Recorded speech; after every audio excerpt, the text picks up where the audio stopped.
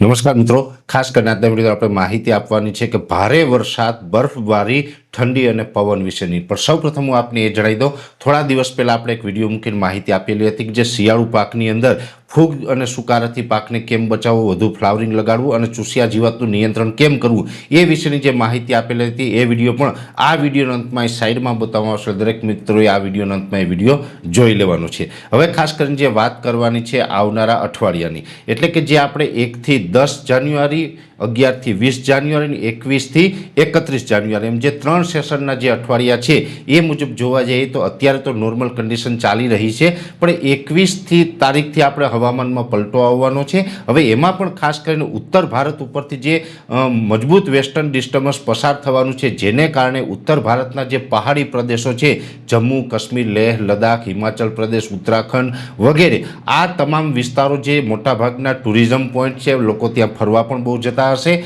પણ અત્યારે આપણે ધ્યાન રાખવાનું છે કે જાન્યુઆરી મહિનાની 21 તારીખથી લઈ અને 26 તારીખ વચ્ચે ત્યાં આપણે ગુજરાતીઓ ફરવા ન જઈએ તો સારું, કેમ કે ત્યાં ખૂબ ભારે માત્રામાં બરફ વરસાદ અને ભીષણ વરસાદ થવાની શક્યતાઓ છે. ત્યાં જનજીવન ખોરવાઈ શકે છે. આવી પરિસ્થિતિ છે ઉત્તર ભારતના પહાડી પ્રદેશો ઉપર થશે.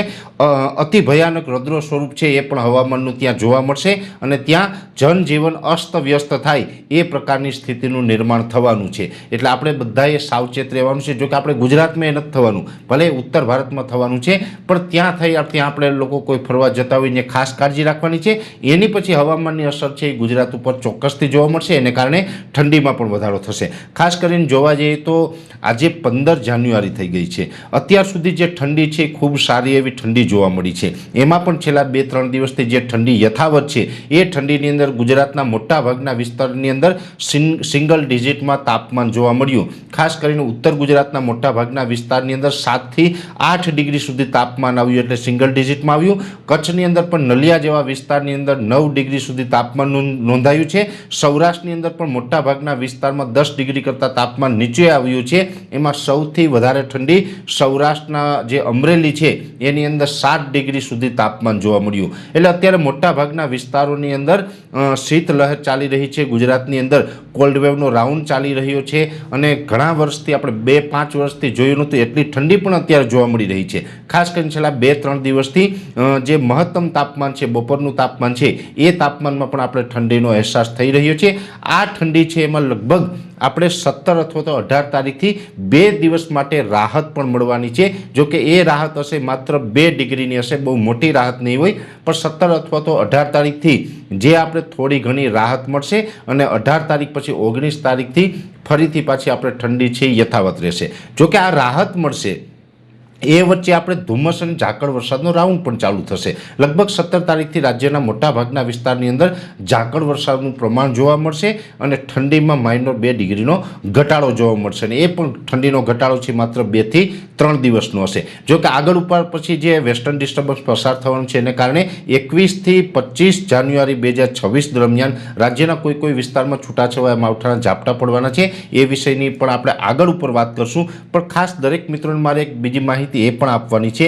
આમ તો ઠંડી યથાવત રહે છે, માત્ર એની અંદર થોડીક રાહત મળવાની છે. ઉત્તર ભારતમાં જે પહાડી પ્રદેશો ઉપર ભીષણ બરફબારી અને ભારે વરસાદ થવાના છે એને કારણે ફરીથી ઠંડી પણ આવશે અને એ વેસ્ટર્ન ડિસ્ટર્બન્સને કારણે 21 થી 25 તારીખ વચ્ચે આપણે કદાચ ગુજરાતમાં પણ છૂટાછવાયા ઝાપટા પડશે. પણ આ સાથોસાથ આપણે મહત્વની બાબત એ પણ છે કે લગભગ 18 તારીખથી પવનની ઝડપમાં પણ વધારો થવા જઈ રહ્યો છે. આમ તો આપણે ઉત્તરાયણ ઉપર પણ, એટલે ગઈકાલે 14 તારીખે ઉત્તરાયણ હતી, મકર સંક્રાંતિ હતી. મકર સંક્રાંતિના દિવસે પણ પવનની ગતિ છે એકદમ સ્લો રહી હતી, ધીમી રહી હતી. પણ 18 તારીખથી પવનની ઝડપ વધી જશે. અત્યારે આપણે એવરેજ 11 થી લઈ અને લગભગ 12-13 કિલોમીટર પ્રતિ કલાકની ઝડપે પવન ચાલી રહ્યો છે. એની જગ્યાએ 15 થી લઈને 20 કિલોમીટર પ્રતિ કલાકની ઝડપે પવન ચાલે તેવી શક્યતાઓ છે. 18 તારીખથી પવનની ઝડપમાં વધારો થશે તો ત્યાં સુધીમાં આપણે જે પણ પિયત આપવાનું મેનેજમેન્ટ હોય એ દરેક મિત્રોએ કરી લેવું, જેથી કરીને આપણા ખેતી પાકોને બહુ નુકસાન ન આવે. એટલે ખાસ કરીને પવન, ઠંડી, ઝાકળ વર્ષા અને ઉત્તર ભારતમાં જે બરફ વરસાદની શક્યતાઓ છે તે વિશેની ટૂંકી માહિતી આપવાનો પ્રયત્ન કર્યો છે. વિશેષ માહિતી નેક્સ્ટ વિડીયોમાં આપવામાં આવશે. શરૂઆતમાં આપણે જણાવ્યું હતું, આ સાઈડમાં વિડીયો દેખાઈને ટચ કરીને જોશો એટલે ફૂગ, સુકારો અને જે ચૂસિયા જીવાત અને ફ્લાવરિંગ વિશેની તમામ માહિતી મળી જશે. અત્યારે આ વિડીયોની અંદર એટલું જ. રજા આપશો. ધન્યવાદ.